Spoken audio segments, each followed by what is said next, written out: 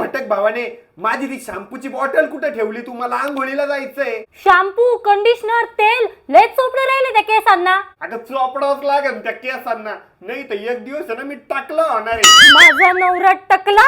अगं पहिले ना माझे 2 केस गळायला लागले, मग 2चे झाले 4, 4चे 8, 8चे 16, 16चे 32, 32चे 64 आणि एक दिवस मी टाकला होणार आहे. नको बाबा, त्यापेक्षा आहे ना तुम्ही हे वापरा. हे आहे आल्स गुडनेसचं रोजमेरी वॉटर.